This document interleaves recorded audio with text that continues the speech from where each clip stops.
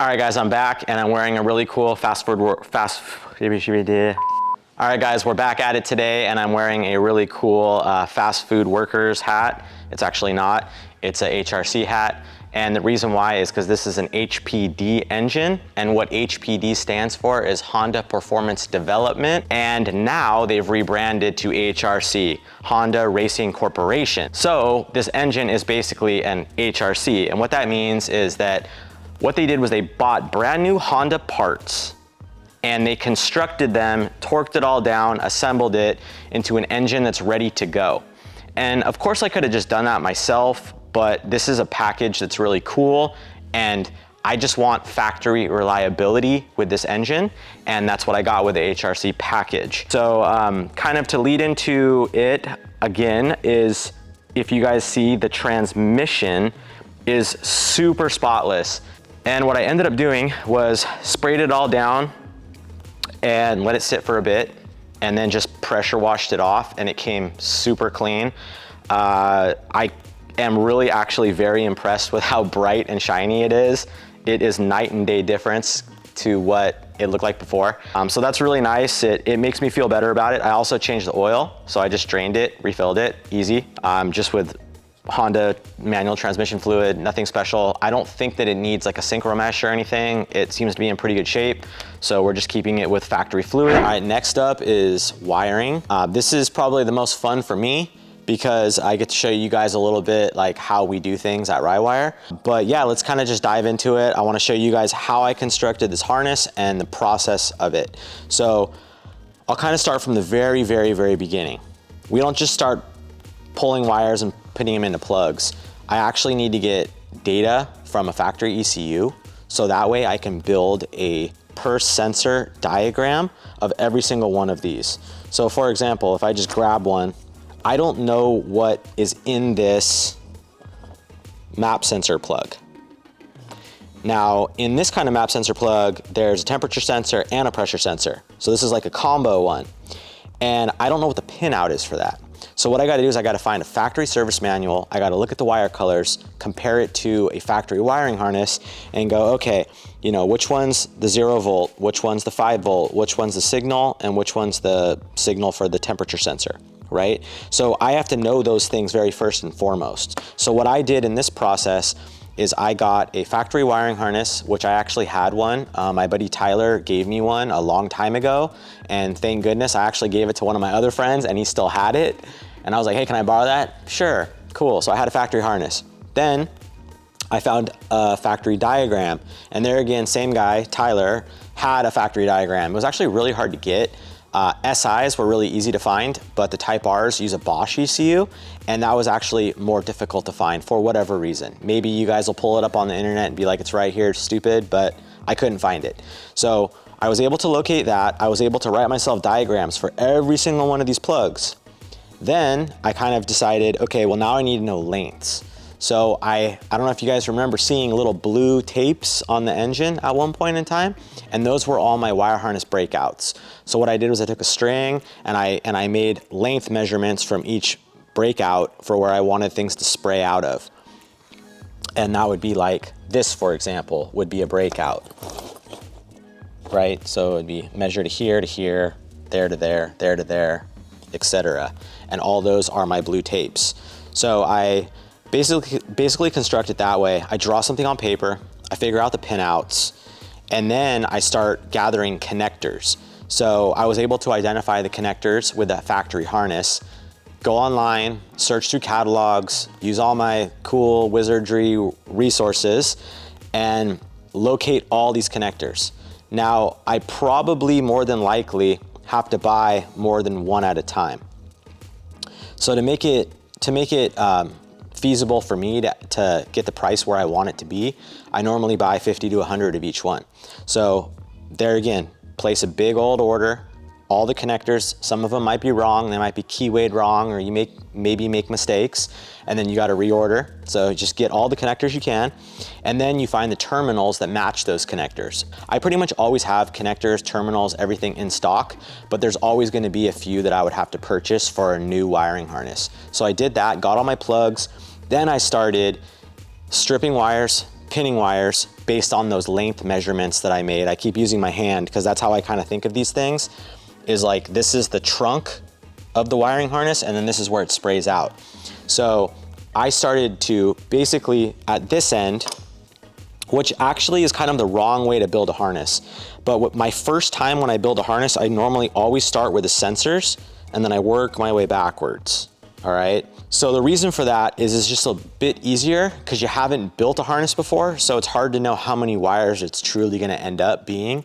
And I'm kind of impatient and I just want to get it done kind of as fast as possible because time is money. So I lay out my loom, and then what we do is based on those instructions that we made for ourselves with the hand drawings, we twist up the wires. That way they're flexible.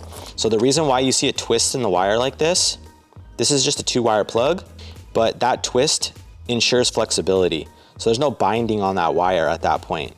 So it's something that, it's a little trick that's been done for many years. We did not invent this, but it's a technique that we use. So we twist up the wire, at least up to this section, for example. We put the terminals on the wire, slide the terminals, the seals into the plug, they snap in. Then we cover it with this Raycam loom. So this is just a heat shrink. It's a 2-to-1 heat shrink.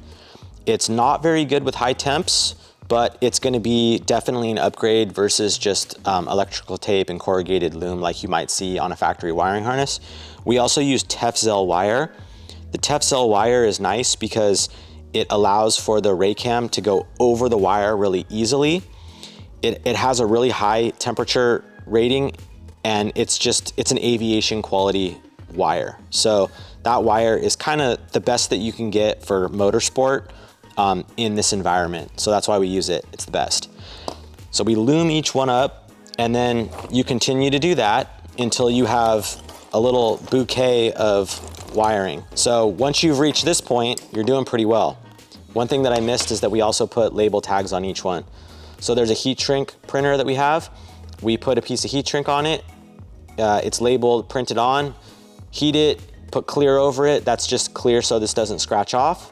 So that way it's a nice protection. And then we, in this harness, we elected to just use heat shrink. So this is a 3-to-1 glue lined heat shrink. And what that's gonna do is it's gonna just bond everything together. You could see the glue kind of like spraying out right there. And there is probably better ways to do this, but this is the best way for the price.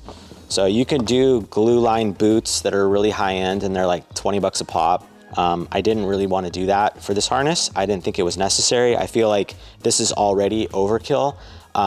So it's still pretty darn good. Next, what you do is you would twist this section. Some of this harness is concentrically twisted, and I believe that this section is concentrically twisted. And what that means is that we're basically wrapping a section of wires, and then we're wrapping another section of wires on top of that the opposite direction. And what that's doing is it's making the tightest, smallest wound of wire possible and the greatest flexibility. But it's hard to do because you gotta count out the wires, figure out if you're gonna end up needing fillers, the layers end up, that's a whole thing that's a whole lesson in itself. We won't get into that, but some of these sections are concentrically twisted.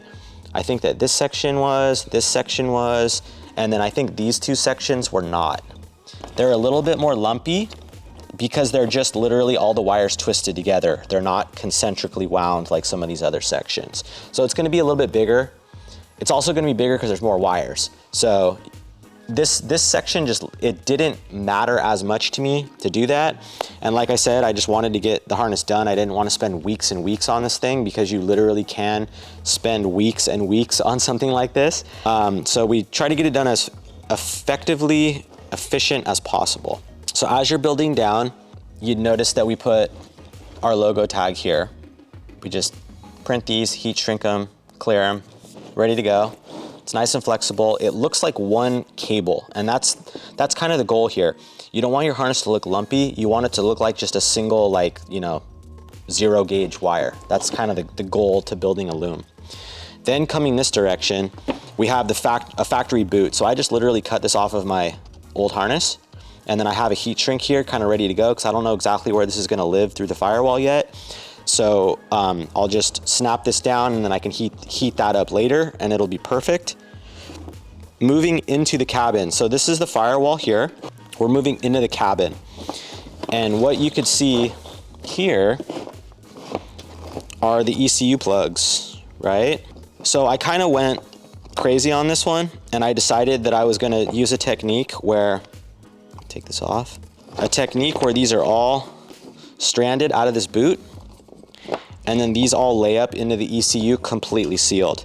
So if you guys could see, this took a long time, and I actually had my dude Ryan Durr do this one, and he did a really good job. As you could see, all those, once those are snapped in, that's gonna lay in super well right into the ECU. The only con in doing it this way is if one of these wires on this plug needed to be over here, you're pretty much screwed. So you have to know that your diagram is right and it's gonna work. And because we've done this so many times using these ECUs, we know what this ECU wants, and we're prepared to do crazy surgery if we do need to make an adjustment, which hopefully we don't. And after the ECU, we have some cabin interface plugs. So this is a poorly cut plug, but this used to be about this long, so I just chopped it down. I don't care that much. It's gonna work. This plugs into the old ECU plug.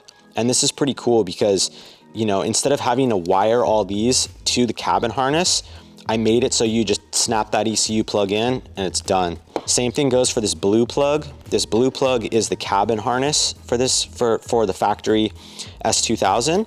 And in this plug lies things like coil pack power, you know, reverse lights, stuff like that. So that's all stuff that's integrated into this loom and is now plug and play to our S2000 body. So these are the two body plugs. These are the 4 ECU plugs. And then we have some more cabin stuff that we can talk about later, but you know, you have like your Ethernet, that's so you can actually like get your laptop to communicate and plug into the Motec. So that's kind of how it works, and that's the process that we take for pretty much building all of our bespoke custom wiring harnesses. And now let's get it onto the engine.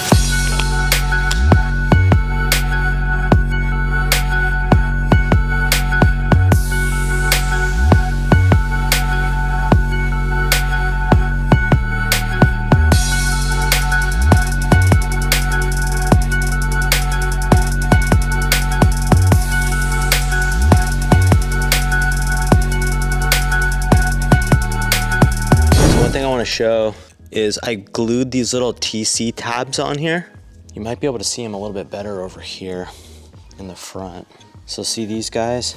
I basically use like an adhesive putty and glued them on, and what it does is it gives you a little spot where they stay real tight, and then you can put a zip tie through that little opening, and then it allows you to just be able to kind of clamp down this wiring harness pretty tighty. So it gives you a spot. I can also tighten that up when I'm done, but right now it's just kind of, it's almost acting like just a hand holding it for me right there. And then I can kind of get to certain spots and then start laying it all in. It's really just taking your time. You may have to, I like to like not plug things in until I know it's like 100%, because sometimes stuff might need to get looped under and it's easier to just, you want to just unplug it. But I like to not plug it in all the way, because these factory style connectors, and I'm talking all of them, like this, these are probably rated to about, I think they rate these at 7 connections and disconnections from the factory. So technically, if you go pull your coil on and off your car 7 times, your connector and terminal is technically worn out. So just take that into consideration. I always like don't do excess connections and disconnections. Realistically, they're probably gonna last to 20, 25, maybe even 40 times realistically, but they're only supposed to work for 7. So just keep that in mind. These ones right here, which is a Deutsch connector, it uses a barrel terminal. These are probably a little bit more familiar. If you guys know anything about wiring, you probably know that this is a Deutsch plug. These are rated to a lot more than that. I could say you could probably get closer to 100 with these. So that's why people upgrade to these connectors. Factory stuff is just not very good. All right, so now let's introduce the engine harness. I'm gonna start from the longest point and I'm gonna just move all the way back to the ECU, which is at the very end. So let's start right here, and this is actually the wastegate actuator. This has a position sensor inside of it, and then it also has H-bridge control. What that means is it can activate on the positive and negative side, and it can go both directions essentially. So wastegate actuator moves on to the VTC solenoid. This is your cam control for the exhaust cam, and this is your cam control for the intake cam. So this is basically getting your position and the actual position of the cam advancement that's part of the VTEC system. Anyway, continuing on, we have the actual VTEC solenoid. So this is your lift on and off switch. So basically when the ECU sends 12 volts to the solenoid, it activates on and it hits the high lobe, and that's your VTEC. So that's the controller, or that's the actuator solenoid for the VTEC. There's also it gets real crazy under here. I'm gonna actually take off this throttle body when I put the engine in, and I'll be able to plug in the rest of these. But we have oil pressure sensor right here, kind of hidden. And then there's an oil pressure switch directly below it. So solenoid for the oil pressure for the ECU is here, and then oil pressure for VTEC, it's basically like a low oil pressure switch, is here. And then this connector that's not plugged in is the pressure switch it's the pressure sensor for the DI fuel system. And it's back in here somewhere, and I'm probably gonna have to remove this bracket to even get this guy plugged in. So a little crazy. Then we have our electric throttle body. So this is what you guys, would just call drive-by-wire, electronically controlled throttle. So the ECU can control your throttle body based on the input from the pedal.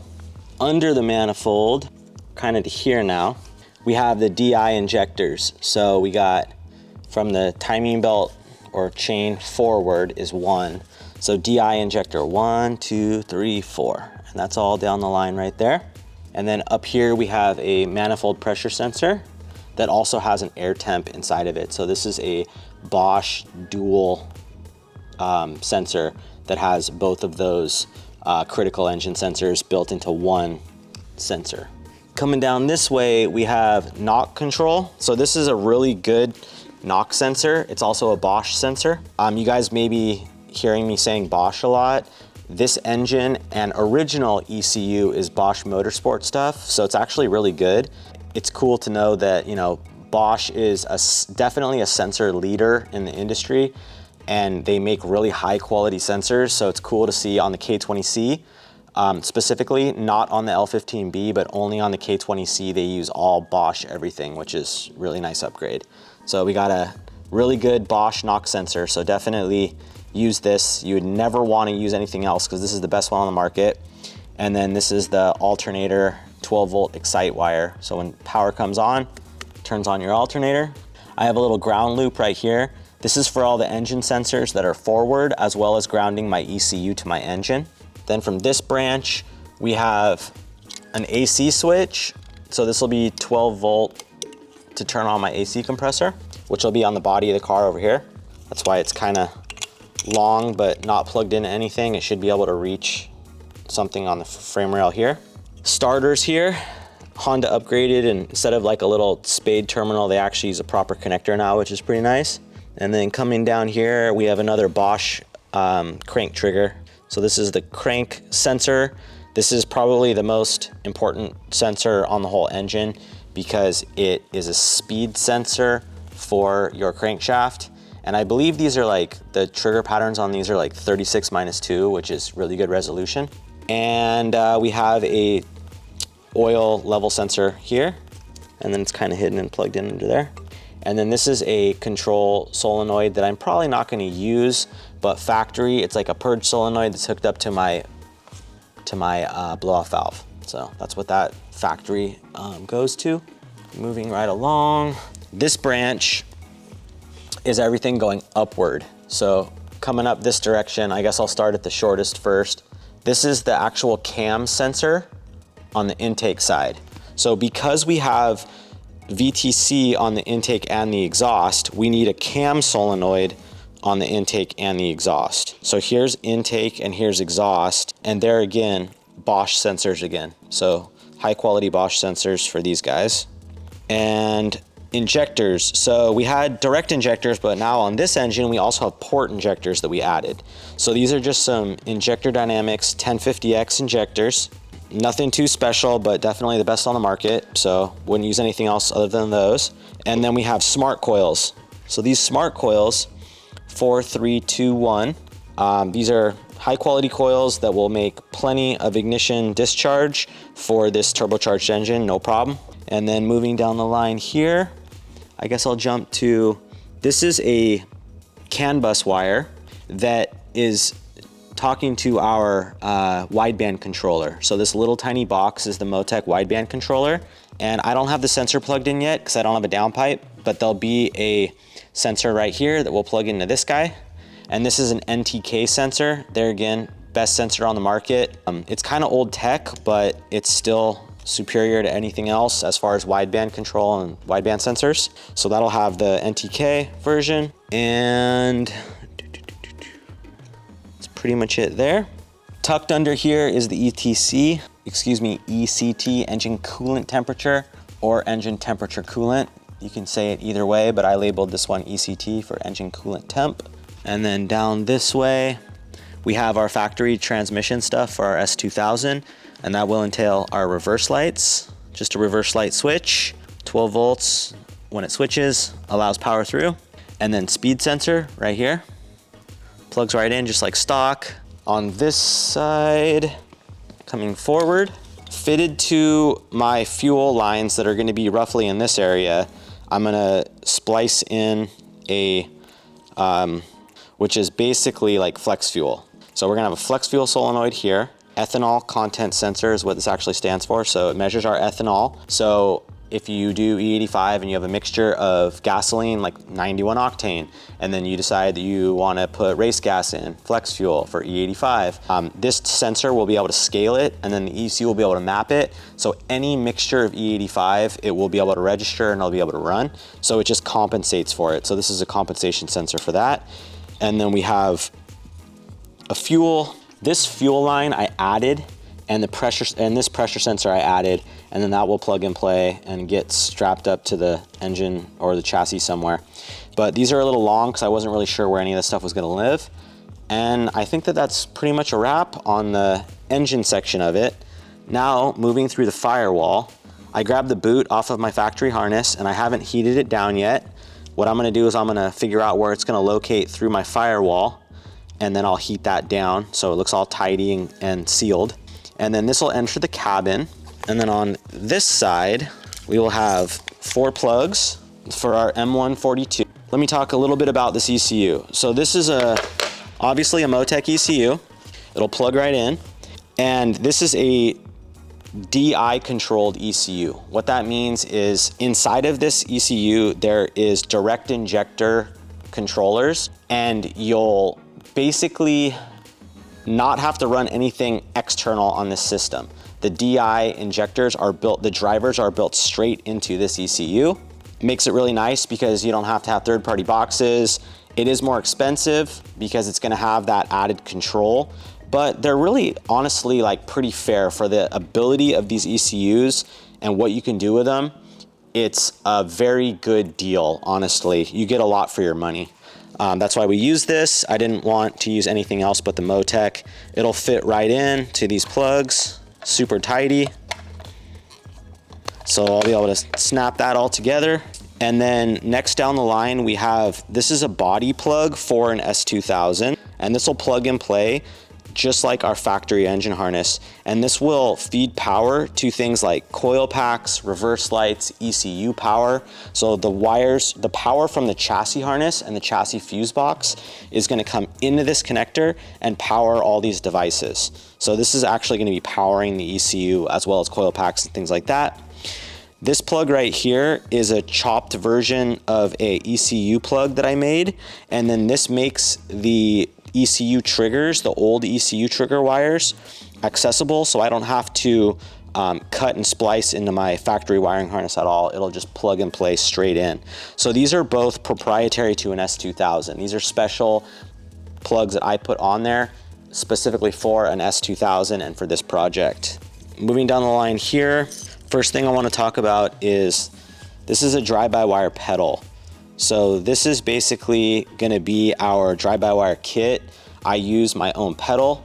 We have our own plug. I make my own bracket, and it's something that we're going to have for sale for the S2000 chassis soon, now that we're doing the development for it now.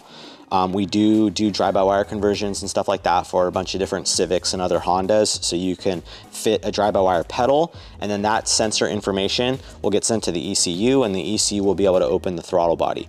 And that's kind of how it works, but that'll be all plug and play to our kit. These are all kind of body control stuff.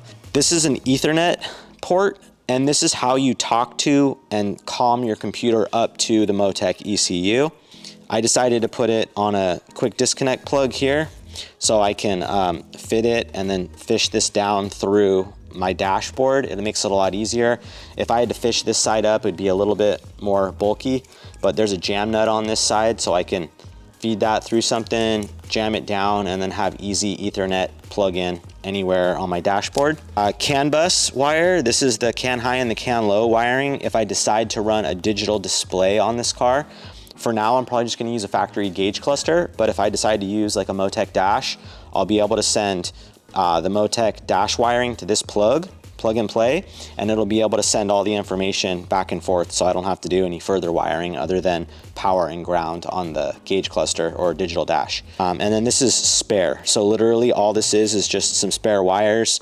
What's left in here, if I ever want to add any sensors later, I can just wire it to this 4-pin plug. So that's pretty much the whole harness. We did this one super tidy with these boots. I don't love using these boots because they do add a lot of time to the wiring harness, like just the time it takes to lay all this out and configure it.